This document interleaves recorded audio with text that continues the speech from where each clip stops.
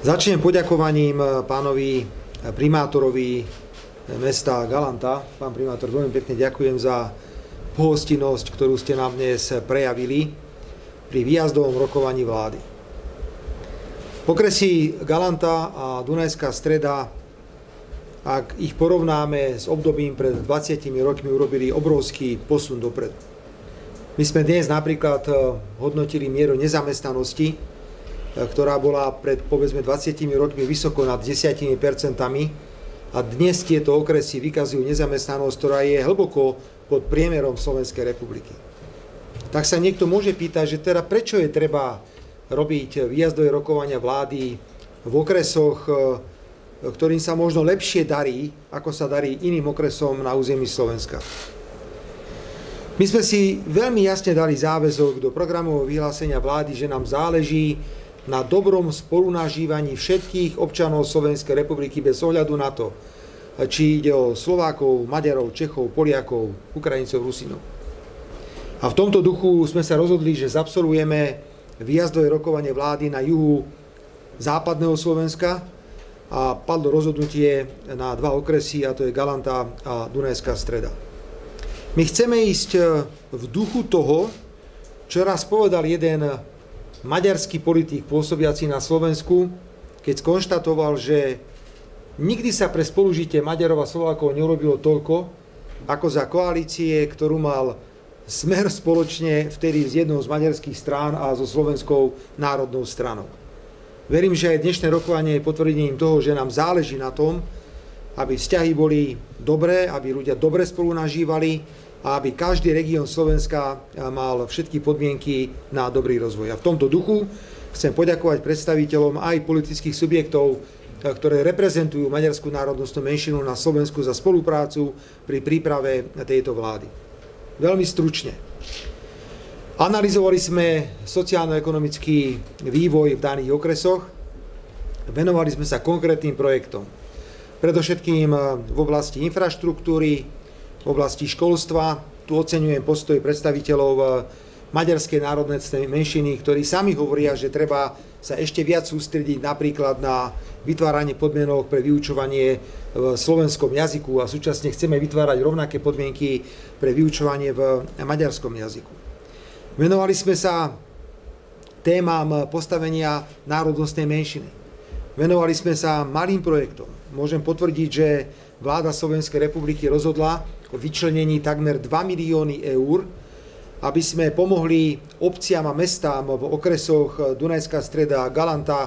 Ten zoznam projektov, ktoré boli podporené, je súčasťou uznesenia vlády Slovenskej republiky, ktoré sme dnes na vláde schválili. Sú tam projekty typu, že chceme začať niečo robiť konečne s tým mostom v Seredi. Chcem poďakovať pánovi primátorovi zo Serede, ktorý došiel s konkrétnymi pripomienkami k návrhu uznesenia. A sú tu ďalšie a ďalšie veci, ktoré potvrdzujú, že má význam chodiť do regiónov a venovať sa regionálnym otázkam. Ja by som potom privítal, dámy a páni, aby ste využili prítomnosť pánov primátorov hostiteľa, samozrejme takisto aj pána primátora z Dunajskej Stredy ako z druhého okresu, ktorý bol dotknutý, ale máme tu aj pána Fóra, a pána Horóniho, pána spolumocnenca vlády pre národnostné menšiny, mimochodom, ktorú sme dnes schvaľovali štatút. Dohodli sme sa, že vytvárame Radu vlády pre národnostné menšiny a ju odčleňujeme od Rady vlády pre ľudské práva a rodovú rovnosť, čo zase dá nejakú kvalitu otázkam postavenia národnostných menšín. Spýtajte sa ich na obsah rokovania, nech oni hodnotia, či to malo alebo nemalo význam pre tento región. Dnešná vláda, vážený pán primátor, takisto je pán primátor z Dunajskej Stredy, a viete, bude veľmi zaujímavá v tom, že bude spojená s mimoriadne vážnymi rozhodnutiami, ktoré sme dnes prijali, pretože prvá časť rokovania vlády sa týkala významných návrhov zákonov. Veľmi stručne. Dnes sme prijali podľa mňa revolučnú novelizáciu zákona o verejnom obstarávaní a revolučnú novelizáciu zákona o posudzovaní vplyvov na životné prostredie. Všetci dobre viete, dámy a páni, že toto sú najväčšie prekážky v podnikaní na Slovensku. Verejné obstarávanie, podávanie námietok, súboje neúspešných uchádzačov, Potom posudzovanie vplyvov na životné prostredie, ktoré v priemere takmer 500 dní trvá na Slovensku, kým v iných štátoch je možno 3-krát kratšie. Kedy sme posudzovali vplyvy na životné prostredie pri aktivitách, kde to vôbec nie je potrebné. Pán minister životného prostredia nás informoval o konkrétnych veciach. Prakticky 80% aktivít pôjde preč z posudzovania vplyvov na životné prostredie. Videl som na očiach starostov a primátorov dnes ráno, keď sme im to oznamovali, ako sa potešili zvyšovaniu limitov pri verejnom obstarávaní. Ten najnižší limit je 50 000 eur teraz. Potom máme tovary a služby cez 200 000. Máme stavebné práce 1,5 milióna eur, kde v podstate si budú môcť vybrať primátori a starostovia, ale aj župy z 3 nejakých firiem, ktoré budú v takomto procese na to určené. Ja viem, že budete kričať zase, ale my potrebujeme rozostávať, rozbehnúť slovenskú ekonomiku. A to sa s týmito skostnelými zákonmi robiť nedá. Preto sa teším, že sme schválili obidve významné novelizácie, predstavia ich páni ministri a že navrhujeme účinnosť týchto zákonov, myslím, 1. júla 2024. Ďalší zákon, kvôli ktorému tu stojí pán minister vnútra, sa týka pobytu cudzincov. Naša priorita je jasná. Dať prácu predovšetkým ľuďom, ktorí žijú na území Slovenska, ale bohužiaľ musíme skonštatovať, že štruktúra nezamestnaných nie je príliš vyhovujúca, pretože veľká časť týchto ľudí, ktorí sú nezamestnaní, sú dlhodobo nezamestnaní, ktorí nemajú pracovné návyky, ktorým chýba pracovná disciplína. A chýbajú nám niektoré, bohužiaľ, kvalifikácie. Preto sme došli, opäť môžem povedať, s revolučnou novelizáciou zákona o pobyte cudzincov, kde pracovná skupina robila niekoľko, môžem povedať, mesiacov už teraz, kde zavádzame princíp modrej karty, mimoriadne skracujeme povolovacie konania, ale o tom bude hovoriť pán minister vnútra. No a taká čerešnička na torte, rozhodli sme sa riešiť problém medveďa na rovine a nie v lesoch alebo v nejakých horách. Situácia je tak akútna a bude o nej hovoriť opäť pán minister životného prostredia, pretože sa monitorovalo cez rôzne prístroje, čo sa všetko deje v jednotlivých regiónoch Slovenska. Macovia sa nám začínajú prebudzať a budú spôsobovať obrovské problémy. Muselo padnúť dnes kategorické rozhodnutie. Dámy a páni, vláda Slovenskej republiky schválila, bohužiaľ museli sme to urobiť ústavným zákonom, nejde to inak. Museli sme prijať návrh ústavného zákona, ktorý rieši situáciu, ktorá je neudržateľná okolo voľne žijúceho medveďa a sú stanovené podmienky, kedy bude možné pristúpiť k odstrelu. Tieto podmienky sú tak postavené, že si myslím, že v nejakom rozumnom čase budeme vedieť tento problém, ktorý zužuje občanov Slovenskej republiky, vyriešiť. Pre niekoho to možno je smiešné. Ak mu to je smiešné, tak nech ide do okolia Tajova a nech sa tam poprechádza večer, aby pochopil, že o čom tu teda samozrejme dnes hovoríme. Ale ak sa mienite niektorí na tom hneď rehliť, tak sa rehlíte koľko chcete, to je samozrejme váš problém. My robíme to, čo považujú občania Slovenskej republiky za dôležité a nie to, čo chcete vy, médiá. Takže považujem dnešné rokovanie vlády za zvláštne v tom, že sme sa venovali veľmi veľkému legislatívnemu balíku, a súčasne sme venovali veľkú pozornosť spolužitiu Slovákov a Maďarov a že sme prijali vážne rozhodnutia, ktoré sa týkajú tohto regiónu. A budeme v tom pokračovať ďalej. Pán predseda Fóro, môžem potvrdiť, v krátkom čase sa dohodneme na juhu stredného Slovenska a potom sa určite stretneme aj na juhu východného Slovenska, pretože je potrebné sa týmto regiónom venovať, tak ako aj ostatným regiónom Slovenskej republiky. Z mojej strany ako politický rámec stačí. Ja by som teraz odporúčal, keby sme sa najprv povenovali výjazdovému rokovaniu vlády v okresoch Galanta a Dunajská Streda, aby ste na tento účel využili prítomných pánov, ktorých som pomenoval, pán primátor Galanty, Dunajskej Stredy, pán predseda Fóro, je tu pán splnomocnenec vlády pre národnostné menšiny, pán Oroni. Ak vaše otázky zodpovedajú, tak sa potom môžu podpredsedovia sústrediť na témy, ktoré sa týkajú legislatívnych zmien, ktoré sme dnes tu v Galante prijali. Veľmi pekne vám ďakujem. Ďakujem pekne. Nech sa páči. Príjemný dobrý deň, dámy a páni, ctení hostia. Na úvod musím povedať, že ja som v tomto funkčnom období ako prvýkrát a Prvou mojou cestou bolo stretnutie MIRI v Poprade starostov a primátorov, ktorého sa zúčastnila nejaká 1000 starostov a primátorov. Viete, keď je niekto vo funkcii nový, má možno aj také pesimistické odhady na fungovanie štátu ako takého. A tam bola povedaná informácia, že bude sa meniť zákon o verejnom obstarávaní, ktorý bude veľmi ústretový pre samosprávy. Bude sa meniť forma delimitácie pozemkov v súvislosti so Slovenským pozemkovým fondom, čo by malo priniesť zase nejaké benefity. A tak som to počúval a povedal som si, že takýchto vecí sme už počuli.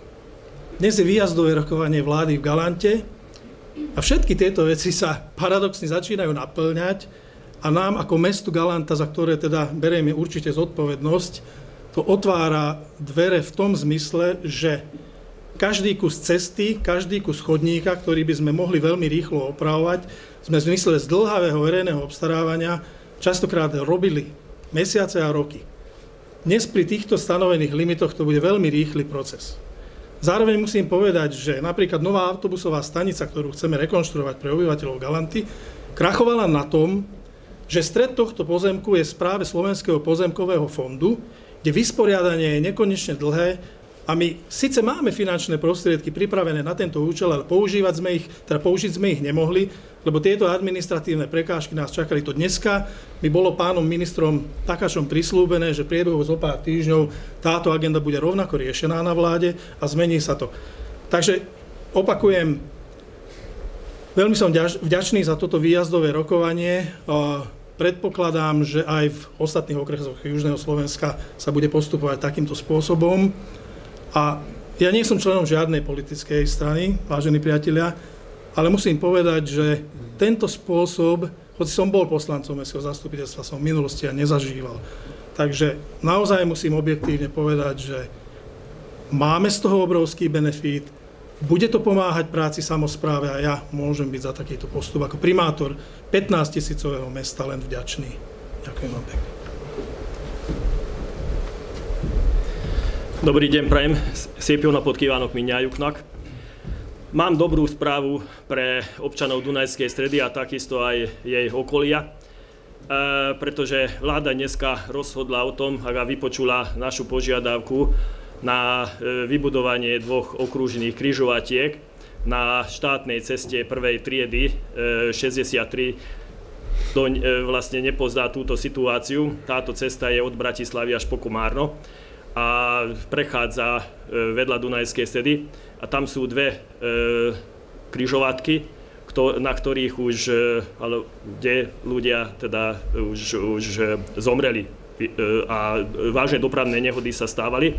Z tohto dôvodu sme požiadali vládu, aby túto investíciu podporila a vypočuli nás, takže na obidvoch križovatkách, jednak 1/63 a Kračanskej cesty a 1/63 na Povodskej ceste budú 2 okružné križovatky.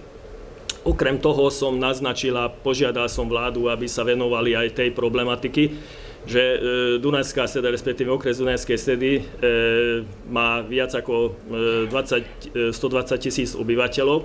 A ako posledné okresné mesto ešte nemáme klientské centrum okresného úradu. Takže toto som naznačil, že potrebujeme vlastne pre obyvateľov vybaviť zo strany štátu takúto službu, respektíve klientské centrum, a na druhej strane ani vlastné sídlo nemá okresný úrad. A poprosil som takisto, aby sa venovali aj rekonštrukcii budovy okresného riaditeľstva policajného zboru, aj takisto aj parkoviska pred touto budovou. Takže som dostal konkrétny prísľub, že touto problematikou sa bude vláda zaoberať. Takže myslím si, že pre nás ako pre Dunajsko-Stredčanov toto výjazdové zasadnutie bolo osožné. Ďakujem pekne za pozornosť. Dobrý deň, prajem, Jano Podkivánok. Ja chcem V prvom rade poďakovať pánovi premiérovi, keď sme sa stretli, tak prislúbil, alebo dal prísľub, že budú výjazdové rokovania v južných a východných okresoch častejšie. Som rád, že k tomuto došlo teraz v Galante a Dunajskej Strede. Ja dúfam, že to bude ďalej pokračovať. Samozrejme, tie prísľuby, ktoré sme tu dostali a tie uznesenia, ktoré boli schválené, čo sa týka tohto regiónu, týchto dvoch okresov, tak keď sa naplnia, tak samozrejme budú prínosom pre tieto dva okresy a budeme robiť všetko preto, aby aj v ostatných regiónoch južného a východného Slovenska to bolo čoraz lepšie. Koniec koncov, keď sa darí na Slovensku, ako som zvykol hovoriť, keď sa darí na Slovensku Maďarom, darí sa aj Slovákom, Rómom, Rusinom a všetkým národnostiam. Taktiež veľmi vítam tie ústretové kroky voči Maďarom a ostatným národnostným komunitám, ktoré dnes odzneli, a ja dúfam, že v tomto a v komunikácii ohľadne týchto tém budeme ďalej pokračovať, čo môže a určite aj pomôže spolunažívaniu všetkých národnostných komunít, všetkých národov tu na Slovensku. Takže ďakujem pekne a samozrejme spravíme všetko preto, aby sa to ďalej rozvíjalo. Ďakujem.